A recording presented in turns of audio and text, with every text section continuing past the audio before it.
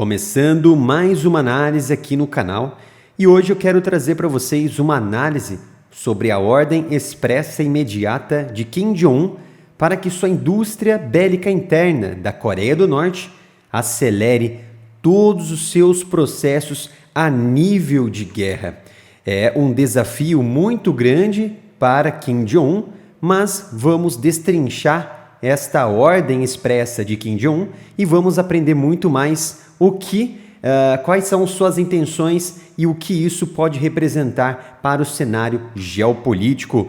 Mas antes, como vocês já sabem, peço gentilmente e encarecidamente que se inscrevam aqui no canal, ativem as notificações, deem um joinha para que possamos ganhar ainda mais relevância na comunidade geopolítica e também para quem ainda não conhece o nosso site, a nossa loja do Área Militar, peço gentilmente que visitem o site, visitem a loja umapenca.com/área militar e vejam a quantidade de camisetas, canecas, postres, tudo exclusivo com estampas incríveis aqui no site. Vejam só, temos camisetas com os 33 motores do foguete Raptor, temos aqui camiseta do Mossad, tem aqui temas para todos os tipos de gosto, para quem é também a favor da Ucrânia, a favor da Rússia, a favor dos Estados Unidos,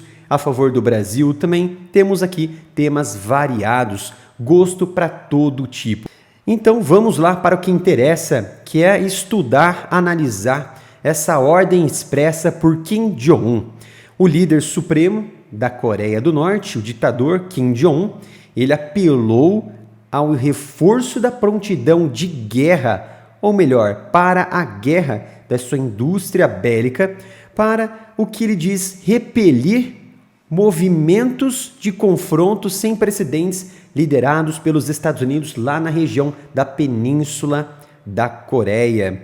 Ou seja, você tem a Coreia do Sul e a Coreia do Norte que vivem ali um tanto de uma rivalidade, principalmente rivalidade territorial e política. Participaram da Guerra da Coreia, essas duas frentes que dividiu a Coreia na região do Paralelo 38. Então, por isso que ainda há uma espécie de atrito e de guerra ainda existente entre as suas duas partes, só que houve ali alguns acordos que mantiveram tanto a Coreia do Norte quanto a Coreia do Sul estáveis, estabilizadas, vamos dizer assim, num armistício virtual. Mas aqui a qualquer momento, é claro, uma das partes pode iniciar ali um confronto realmente sangrento na região. Então os comentários de Kim foram feitos durante uma conferência, durante uma reunião política do seu partido, com a alta cúpula do partido, com os militares. Essa reunião ela foi encarregada de definir os objetivos estatais para o próximo ano, o ano de 2024. E também indicaram que a Coreia do Norte provavelmente continuará os seus testes de armas para assim modernizar o seu arsenal nuclear, que vamos mais à frente detalhar sobre esta questão. Então, o maior temor nesse momento, americano e também da Coreia do Sul, ainda se baseia quase que exclusivamente na capacidade da Coreia do Norte em chegar a uma capacidade de empregar artefatos nucleares em seus mísseis, sejam mísseis intermediários ou também intercontinentais.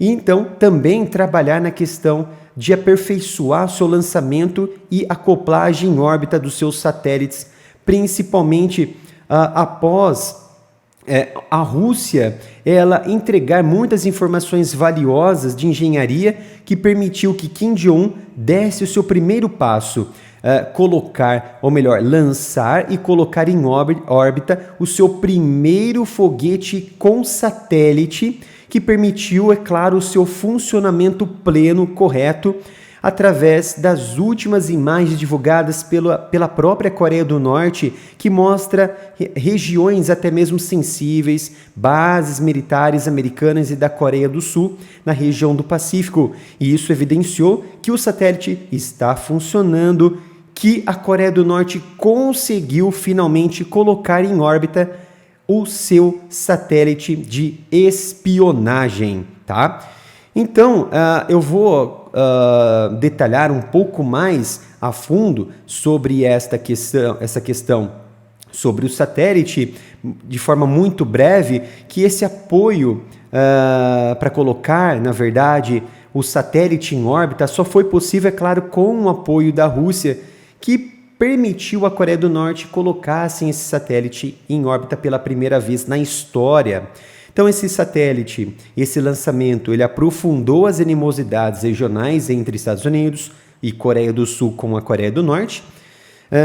E, é claro, ameaçaram ali e também já violaram esses lançamentos, e esse último satélite, esse último lançamento que deu certo, que colocou o satélite em órbita, violou alguns acordos de reconciliação e até mesmo algumas sanções impostas pela própria Nações Unidas. Nos últimos lançamentos, no início deste ano, 2 falhas de lançamento de satélite ocorreram e eles perderam muito materiais críticos, os norte-coreanos. Mas foi então que a Coreia do Norte conseguiu colocar com sucesso o seu satélite Maligueong-1 em órbita. Após o quê? Após um estreitamento das relações entre Vladimir Putin e Kim Jong-un, o ditador da Coreia do Norte. Então, o Serviço de Inteligência citou, o Serviço de Inteligência Nacional da Coreia do Sul, tá? Citou uma menção anterior do próprio presidente russo, Vladimir Putin, de que havia uma promessa em apoiar o programa de satélites da Coreia do Norte. O que o Serviço Nacional disse? Obteve, através de interceptações, até mesmo de autoridades que estavam envolvidas nesse lançamento e também que fazem parte da Rússia, de que a Coreia do Norte enviou à Rússia alguns projetos de desenvolvimento de foguetes e também da sua capacidade na cabeça desse foguete de acoplar um dispositivo, por exemplo, satélite. Então, esses dados, eles foram avaliados e esses dados correspondiam exclusivamente ao Cholima-1, um foguete, o Cholima-1. E esse foguete, o Cholima-1, também outros dados demonstravam que o satélite Maligueong-1, que foi em órbita, também foi estudado, avaliado os dados de telemetria, dados de capacidade de expansão, de estágios do foguete foram avaliados pelos russos. E o foguete Cholima-1 foi usado nos 2 últimos lançamentos fracassados anteriores.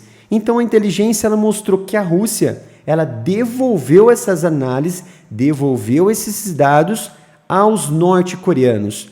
E é claro, muito provavelmente, esses dados foram atualizados, esses dados foram melhorados e entregou, é claro, a chave para o sucesso de lançar o satélite e colocar em órbita. Por isso que deu certo de colocar ali o satélite Maligueong-1. E a Coreia do Norte, é claro, ela procurou obter essa tecnologia, tanto militar russa, tanto também de tecnologia espacial e também nuclear.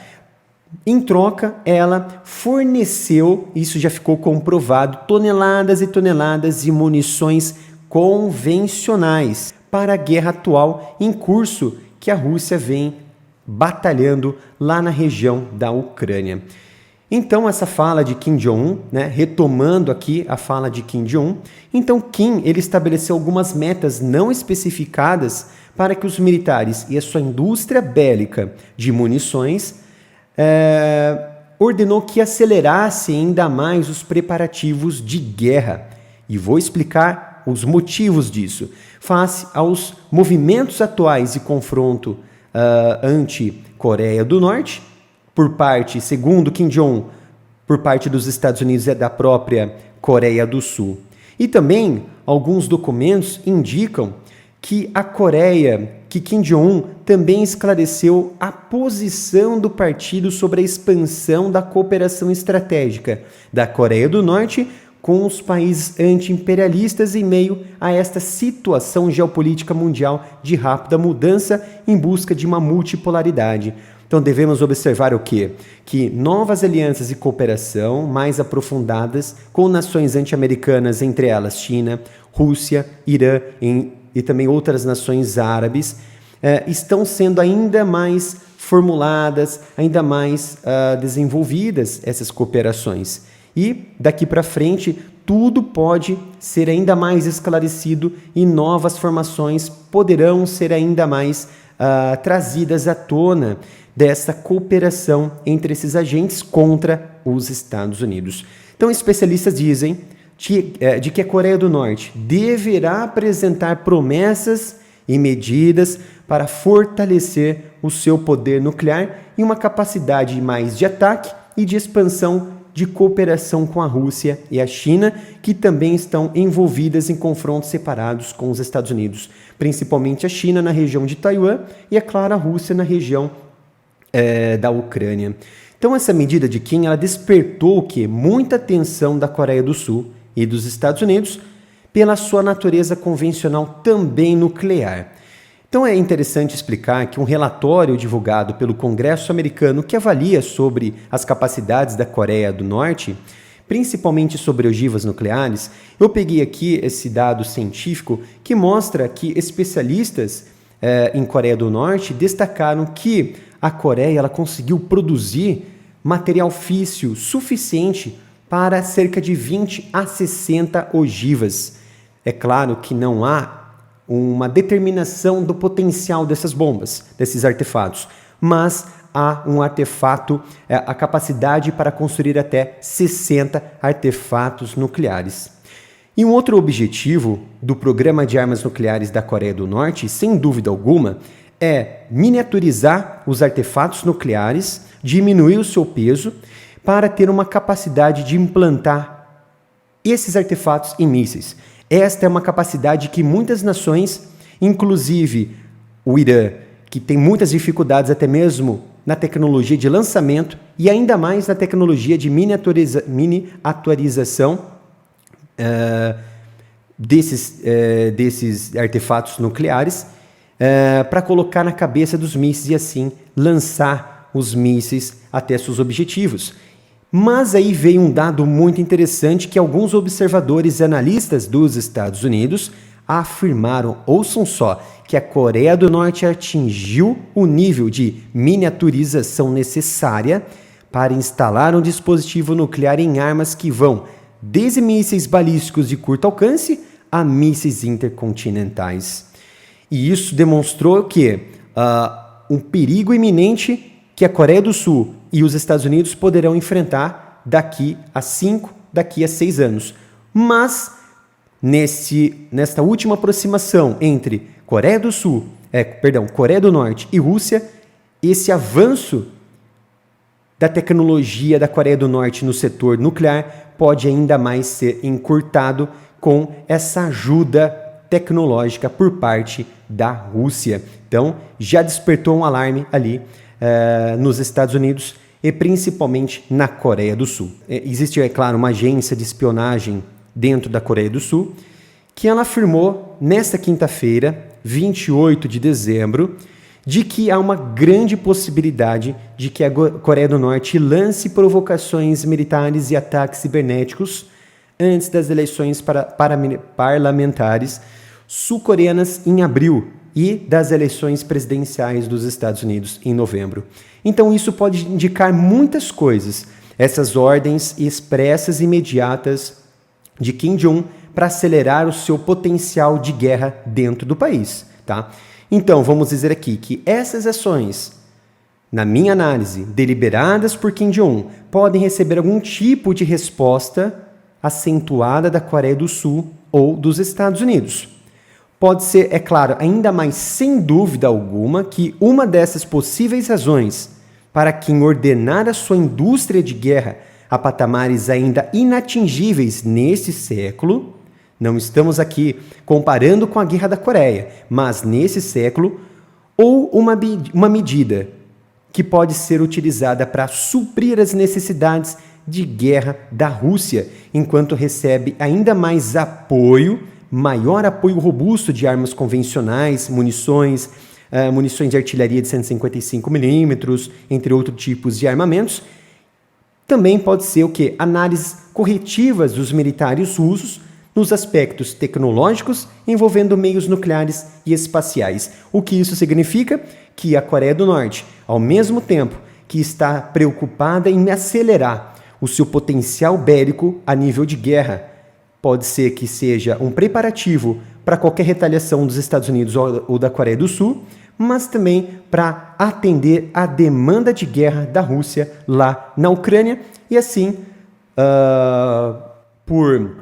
por reciprocidade, a Rússia atender às demandas em tecnologia espacial e nuclear para a Coreia do Norte.